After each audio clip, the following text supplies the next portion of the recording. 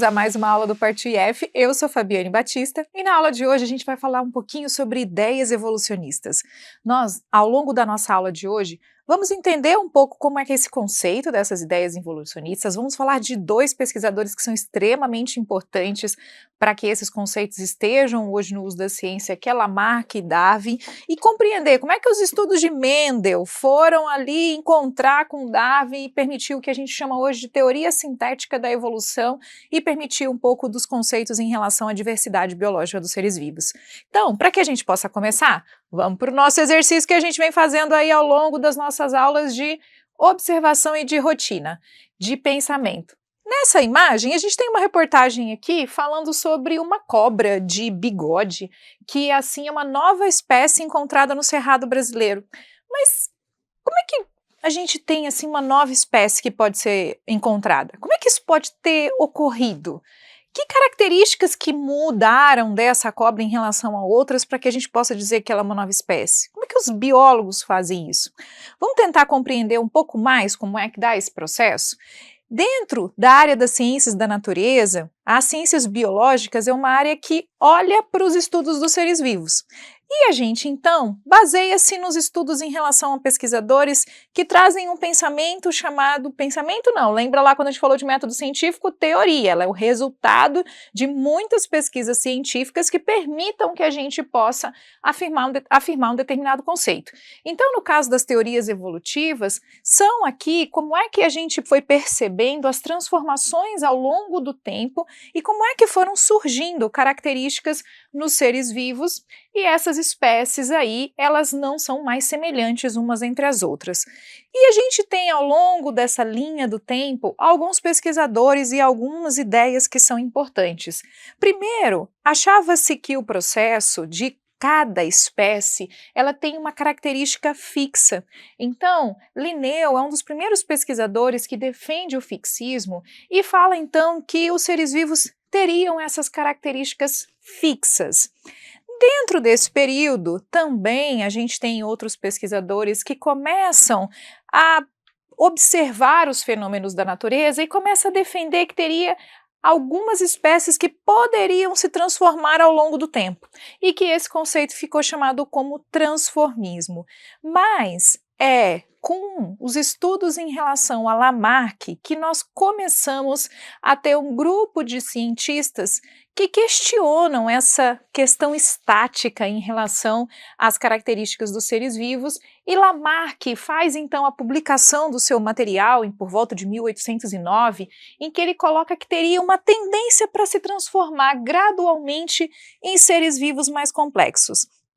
E é em 1859, que Charles Darwin publica o seu famoso livro, que é A Origem das Espécies, em que ele defende aí os processos de seleção natural. Então vamos conhecer um pouco mais sobre as ideias em relação às teorias evolutivas de Lamarck e Darwin.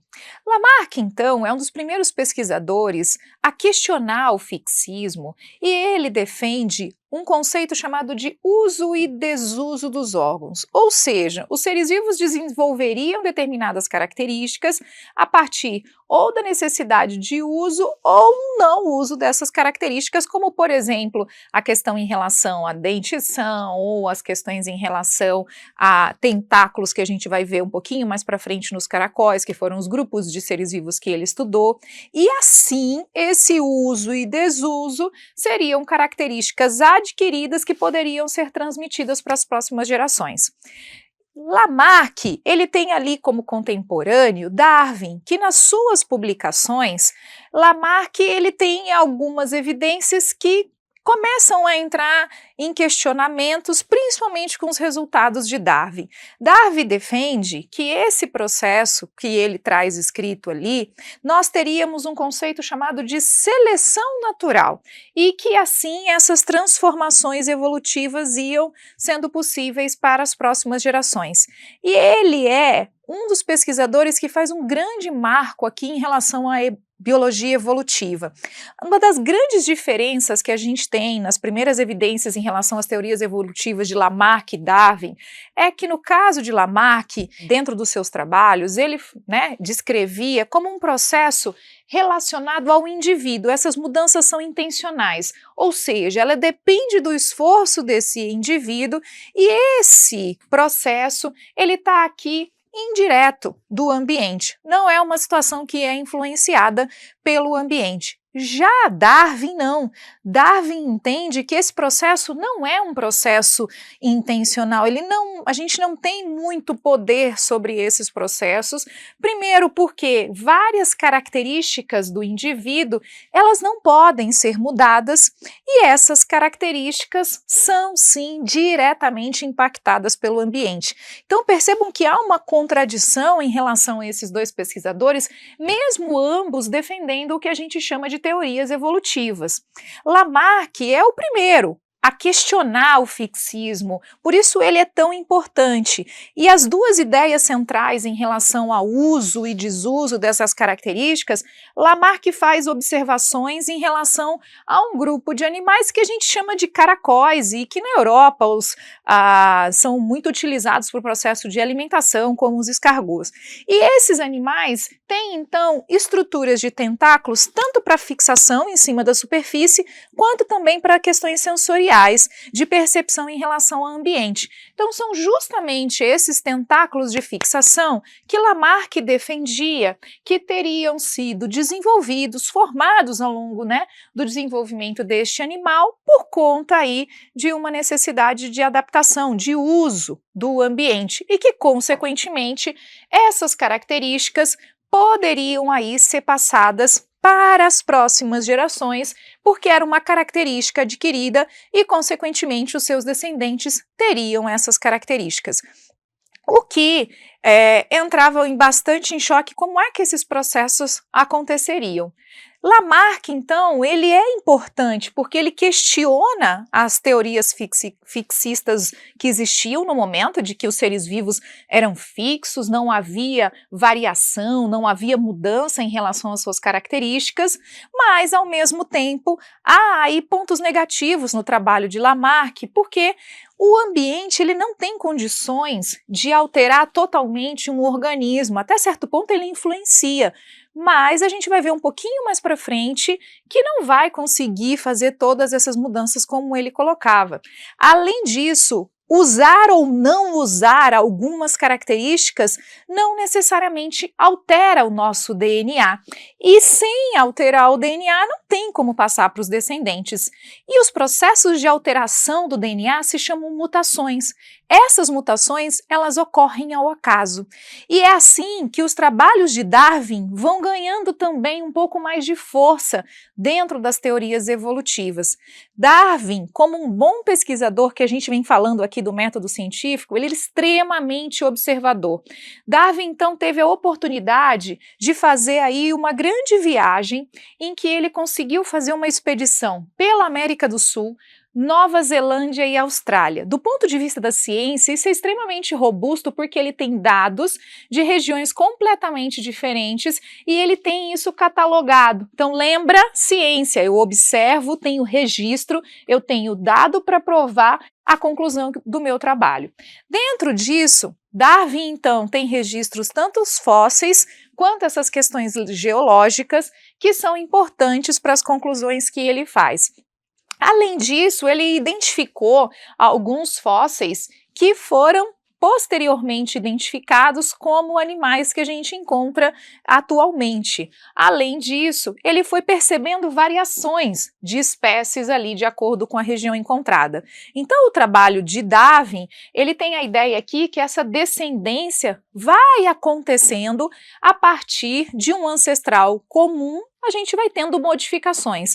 Era esse o entendimento que Darwin tinha. Mas como é que ele fez para conseguir trazer essas evidências e provar esse pensamento? Então, Darwin organiza os seus dados resultantes dessa expedição e, basicamente, como ele organiza esses dados, ele tem a observação de fósseis Muitos dos dados de fósseis de Darwin são da América do Sul. Esses fósseis, principalmente fósseis que hoje a gente consegue, por exemplo, identificar alguns animais como tatu e preguiça, foram fósseis que Darwin localizou na época da sua expedição e que quando ele retorna a Londres junto com outros cientistas, ele consegue identificar que os fósseis que ele tinha encontrado eram de ancestrais de animais que hoje a gente chama de tatu e preguiça. Além disso, Darwin também faz observações anatômicas dos seres vivos que ele foi encontrando nesses diferentes lugares em que ele passou com a sua expedição.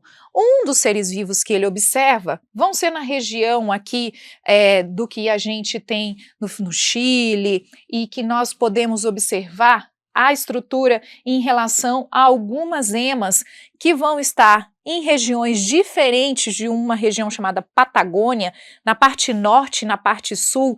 Essas emas não tinham a mesma estrutura de bico. Então ele começou a observar, nossa, mas é a mesma espécie? Parece a mesma espécie, mas tem uma anatomia diferente? Então uma coisa é fóssil, lembra? É resíduo de outros seres vivos que estavam sendo encontrados nessas regiões. Outra coisa é observar os animais que estavam vivos naquele local. Além disso, Darwin também observou espécies novas.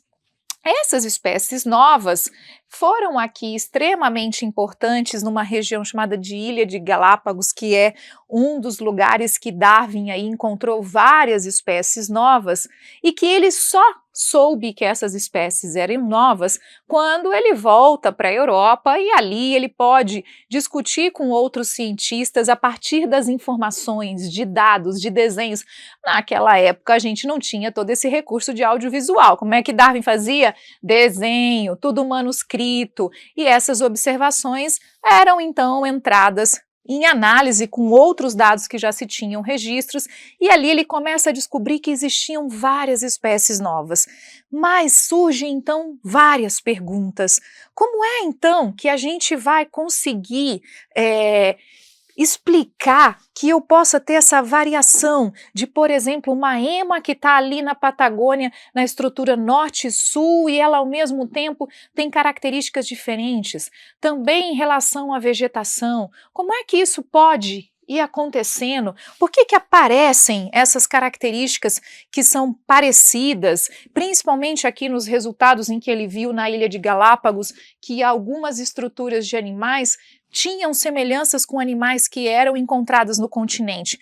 Então eram várias perguntas que Darwin então começa a fazer depois dessa expedição. Só que Darwin não tinha respostas. Darwin então começa a fazer novas análises para tentar responder as perguntas dele.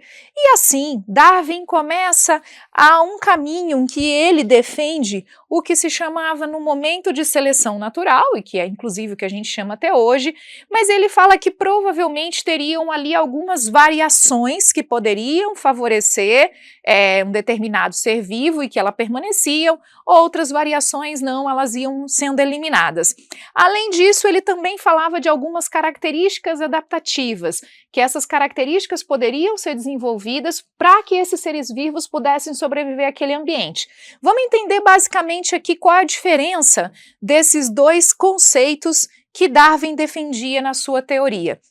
Do ponto de vista de seleção natural, o que Darwin queria falar para a gente? Então, ele chamava a atenção que, por exemplo, existem algumas espécies de animais, lembra quando a gente estudou sobre cadeia alimentar, teia alimentar, que nós dissemos que alguns animais podem consumir outros? Então, nesse caso, uma onça aqui consumindo um determinado grupo de animais, e se a gente observar essa imagem, a gente tem a imagem com diferença de coloração.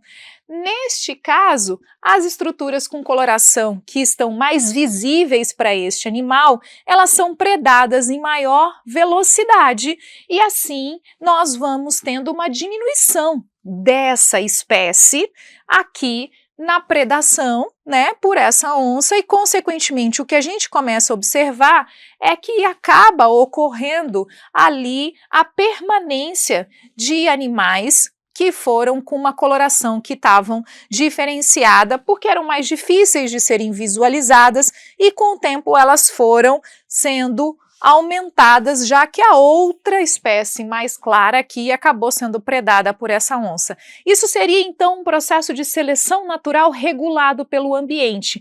A gente está dizendo uma espécie que aqui está predando uma outra espécie. Por conta dessa espécie que está sendo predada ter diferença de coloração, é mais fácil para a predadora acabar escolhendo alguns animais que outros.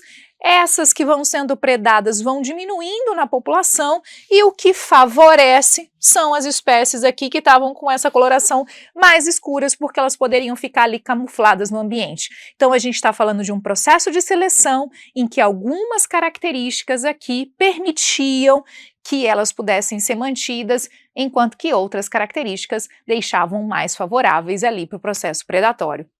Além da seleção natural, Darwin defendia, a adaptação. O que seria a adaptação?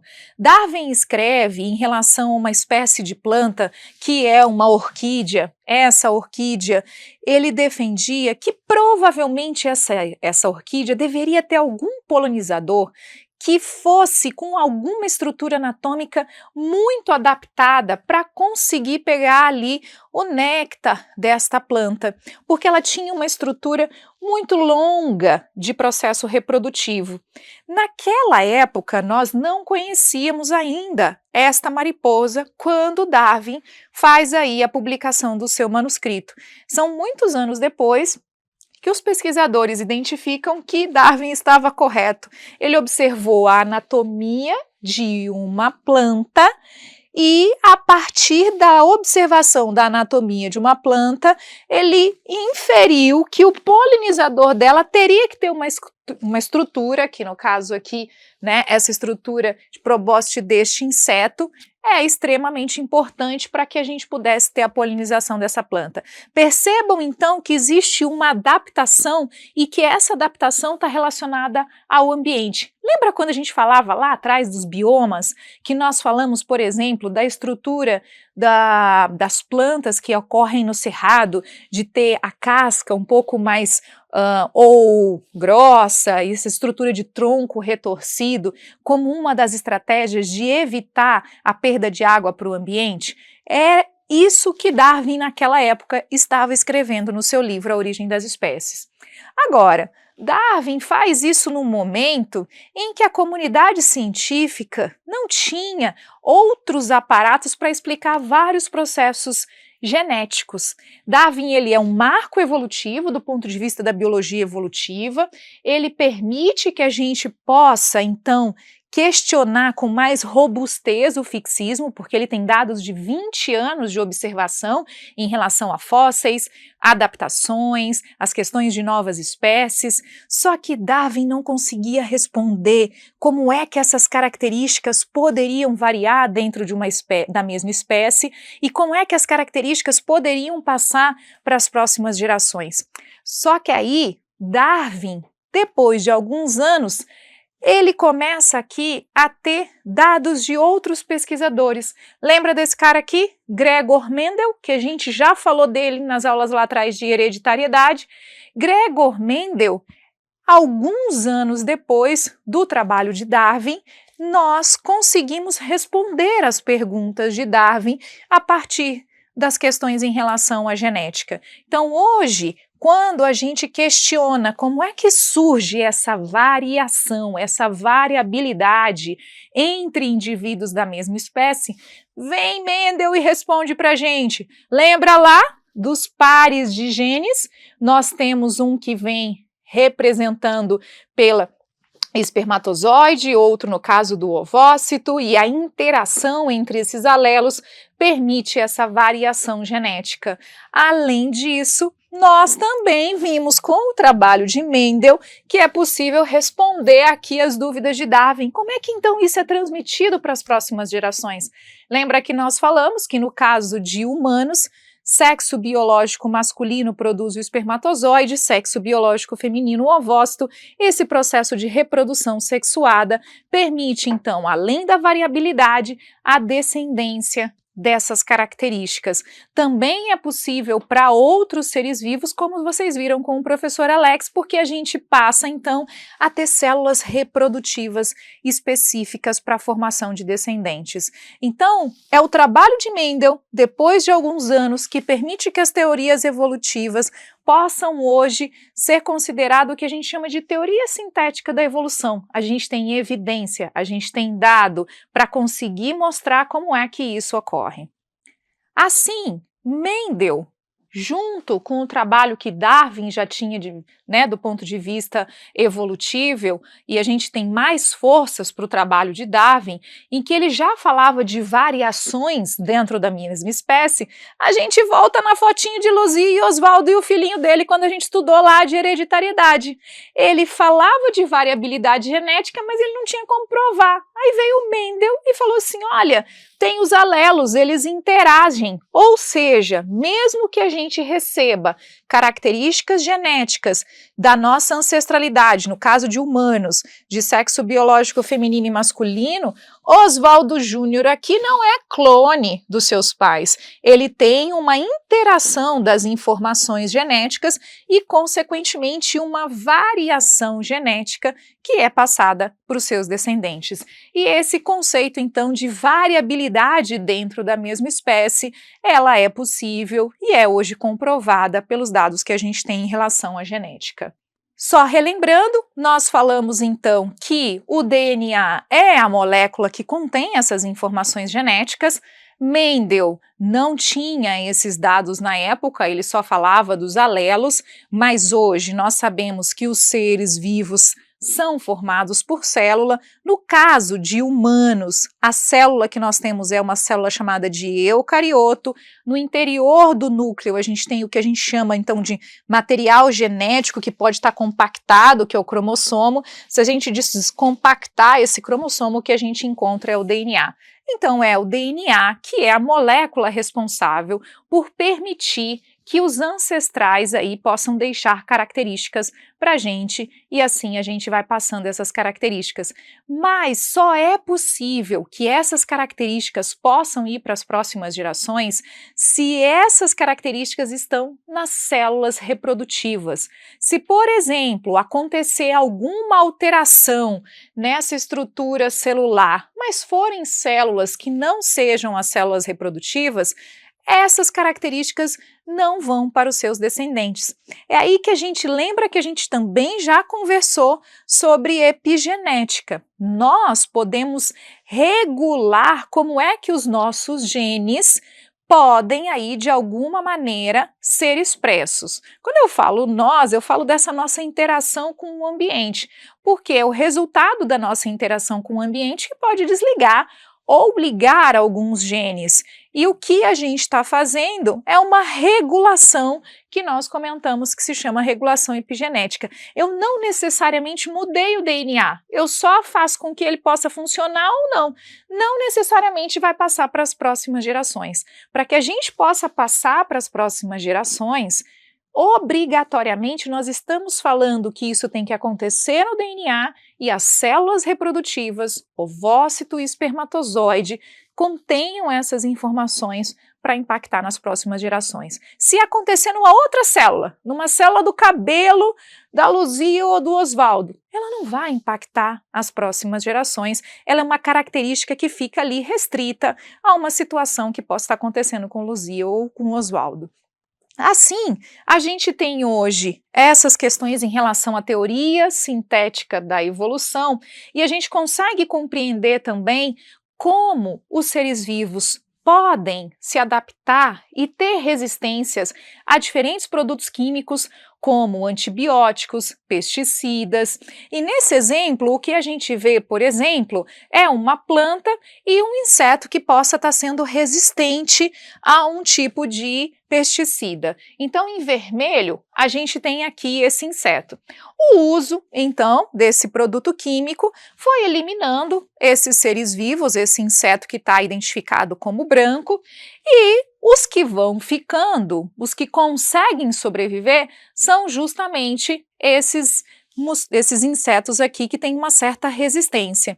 E se a gente percebe ao longo do tempo, eu só passo a ter aqui insetos que são resistentes a esse produto químico, o que é um desafio hoje em vários processos de agricultura, quando essa análise biológica do ambiente também não é levada em consideração e só são adicionados produtos químicos. A gente pode estar aqui desenvolvendo, selecionando grupos de alguns seres vivos que vão ser bastante resistentes a esses produtos químicos. É o que infelizmente também acontece na população em relação a muitas bactérias.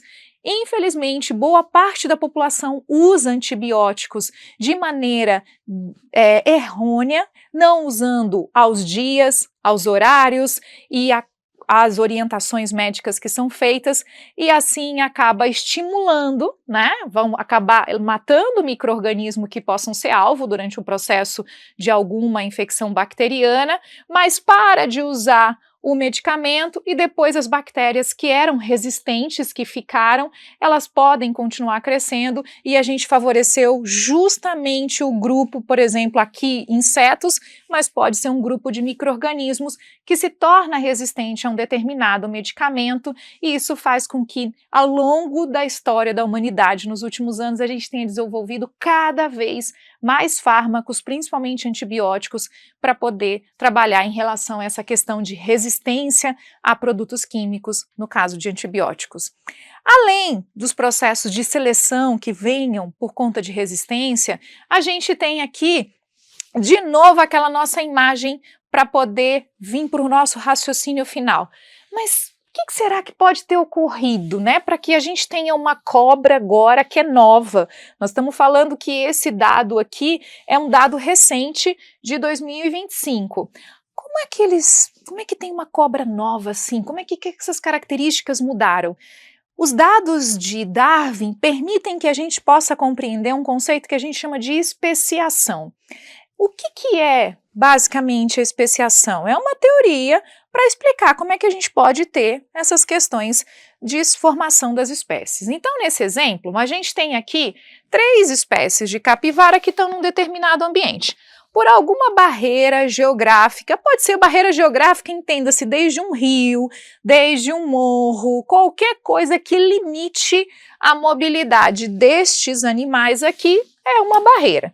Essa barreira geográfica colocou aqui capivarinhas para o lado de cima, capivarinhas para o lado de baixo. Essa barreira geográfica também tem algumas condições que vão influenciar esses animais, e a gente começa a ter aqui subespécies. Está vendo que a corzinha dela começou a mudar? Ela começou a ter algumas características ali que são diferentes, mas mesmo assim, se houver o cruzamento dessas duas espécies, a gente ainda consegue ter descendentes. Mas se esse distanciamento for por muitos anos, por condições e fatores climáticos que possam alterar, mutar, fazer mudança no DNA, principalmente das células reprodutivas desses animais, a gente vai chegar ao ponto que, mesmo que elas se encontrem, elas não conseguem mais fazer um processo de reprodução, porque elas já estão, então, como espécies diferentes.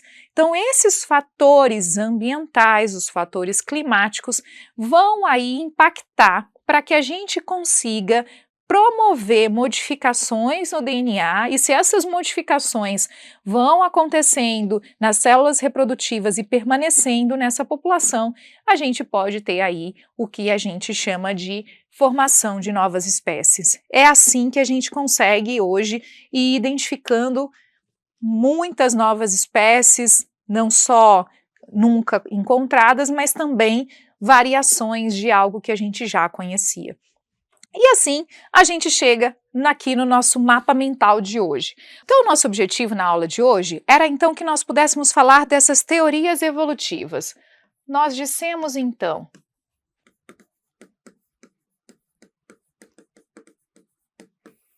que no passado existiam um conjunto de conceitos que acreditavam que os seres vivos eram estáticos, ou seja, não havia mudança em relação às suas características, mas foram ao longo dos trabalhos, principalmente de Lamarck,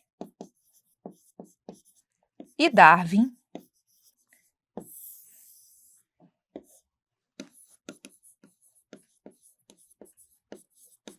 que nós começamos a ter evidências científicas para questionar os processos de fixismo.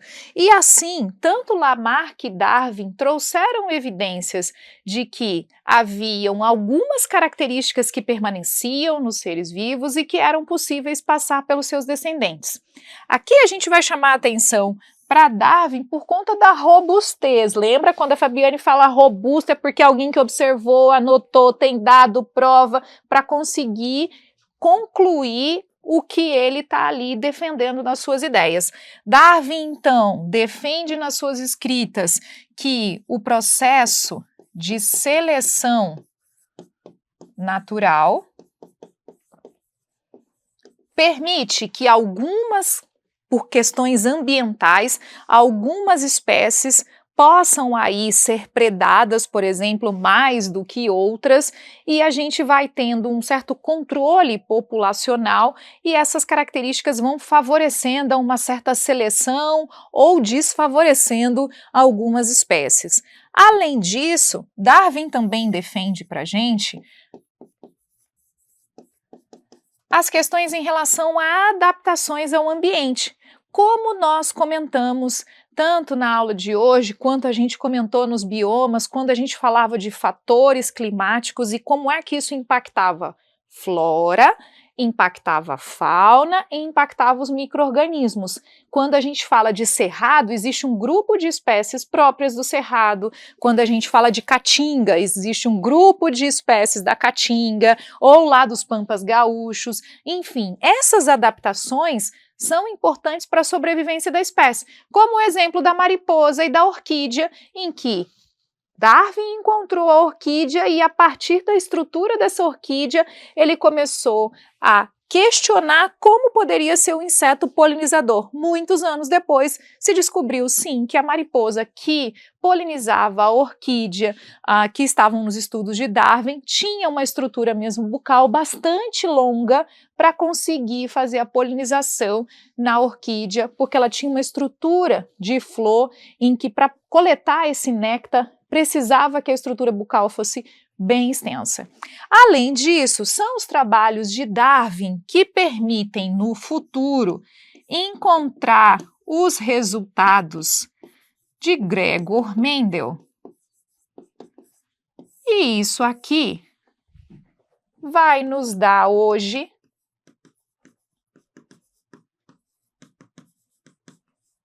o que nós chamamos de teoria sintética da evolução.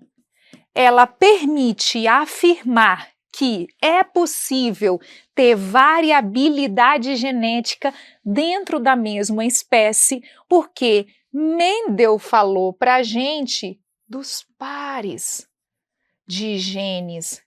Esses pares de genes fazem com que eu e você sejamos da mesma espécie, mas a gente tem a variação, coisa que Darwin estava escrevendo no trabalho dele, mas ele ainda não tinha como provar. E alguns anos depois, com o trabalho de Mendel, que essas informações se complementam e hoje a gente consegue evidências para dizer que existe variabilidade dentro da mesma espécie e ainda que a gente pode fazer essa transferência para as outras gerações por conta das células reprodutivas. E assim, dentro da área das ciências biológicas, das ciências da natureza, o entendimento é que os seres vivos são então seres vivos que estão em processo evolutivo porque a gente tem aí condições tanto genéticas que vão também sendo transmitidas para as próximas gerações e a gente, até certo ponto, também é impactado pelo ambiente. Vamos agora para o desafio da aula de hoje? No desafio da aula de hoje, nós temos aqui essa questão, em que o biólogo alemão, Heismann, ele pegou e cortou a cauda de camundongos durante muitas gerações. Ao final do experimento, os filhotes continuavam a apresentar a estrutura perfeitamente normal. O experimento mostra que, marca aí a resposta correta no seu caderninho, letra A. Os caracteres que são adquiridos não foram transmitidos aos seus descendentes. Letra B. As espécies são fixas, por isso não mudam. Um órgão se desenvolve com o uso. E letra D, os camundongos sofreram mutação devido ao corte da cauda. Qual a resposta correta? Letra A, letra B, letra C ou letra D? A gente volta daqui a pouco.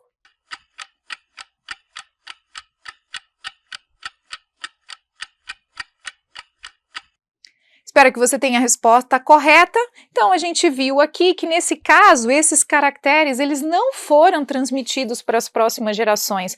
Eles não mudaram as células reprodutivas, ele estava fazendo ali cortes em relação à cauda. Para que ela possa ser transmitida para as próximas gerações, obrigatoriamente a gente está falando que tem que haver impacto, mutações em espermatozoide, ovócitos e em células que são as células sexuais, no caso de sexos biológicos femininos e masculinos ou de outros animais que também têm reprodução sexuada. Muito obrigada, aqui um pouco das nossas referências, como ao longo da aula temos ali também as fontes. Agradeço sua atenção, espero ter ajudado para o desenvolvimento do seu pensamento em relação às ideias evolucionistas. Até a nossa próxima aula. Obrigada!